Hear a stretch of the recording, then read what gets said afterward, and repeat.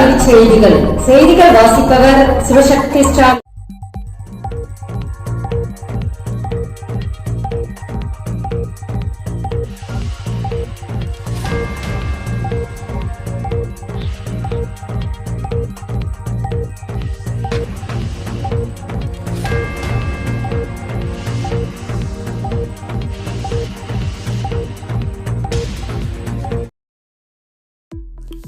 தமிழ் புதல்வன் திட்டத்தில் விரைவில் ரூபாய் 1000.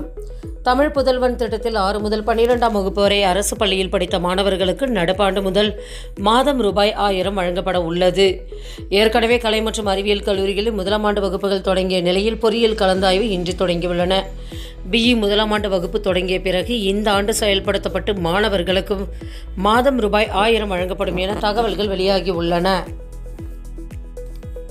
யூனியன் பட்ஜெட் 2024 புதிதாக பணியில் சேரும் இளைஞர்களுக்கு அரசு தரப்பில் 1 மாத சம்பளம்.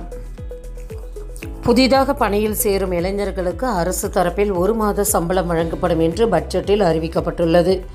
மக்களவையில் 2024-25 நிதி ஆண்டுக்கான முழு பட்ஜெட்டை தாக்கல் செய்து நிதியமைச்சர் நிர்மலா சீதாராமன் உரையாற்றினார்.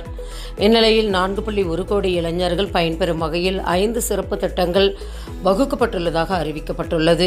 புதிதாக பணியில் சேரும் EPFOவில் பதிவு செய்யப்பட்ட இளைஞர்களுக்கு ஊக்கத்தொகையாக அரசு தரப்பில் 1 மாதம் சம்பளமாக ரூபாய் 15,000 முதல் 1 லட்சம் ரூபாய் வரை வழங்கப்படும் என்று தெரிவிக்கப்பட்டுள்ளது. மேலும் இந்த திட்டம் மூலம் 30 லட்சம் இளைஞர்கள் பயன்பெறுவார்கள் என்று தெரிவிக்கப்பட்டுள்ளது. 8889 வணிகர்களுக்கு நிதியுதவி. வணிகர் நல வாரிய உறுப்பினர்களின் குடும்பத்திற்கு கல்வி உதவித்தொகை ரூபாய் 5000 வழங்கப்படும் என முதல்வர் மு க ஸ்டாலின் அறிவித்துள்ளார். வணிகர் சங்க உறுப்பினர் நல வாரியம் மூலமாக 8889 வணிகர்களுக்கு நிதி உதவி வழங்கப்படுவதாக கூறிய அவர் கடைகளுக்கு தமிழில் பெயர் வைக்குமாறு அறிவுறுத்தியுள்ளார். இளைஞர்களுக்கு 1 மாத ஊதியம் வழங்கப்படும். படிப்பை முடித்துவிட்டு புதிதாக பணியில் சேரும் இளைஞர்களுக்கு அரசு தரப்பில் 1 மாத ஊதியம் வழங்கப்படும் என்று பட்ஜெட்டில் நிதியமைச்சர் நிர்மலா சீதாராமன் அறிவித்துள்ளார். மாணவர்களுக்கு மாதம் ரூபாய் 5000. உற்பத்தி துறையில் அடுத்த 5 ஆண்டுகளில் 1 கோடி இளைஞர்களுக்கு வேலைவாய்ப்பு பயிற்சி தரப்படும் என்று பட்ஜெட்டில் நிர்மலா சீதாராமன் அறிவித்துள்ளார்.